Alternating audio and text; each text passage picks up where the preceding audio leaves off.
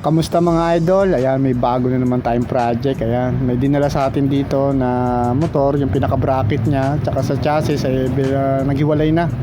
Bali, bitak na mga idol. Bali, ipo-full wheel lang natin.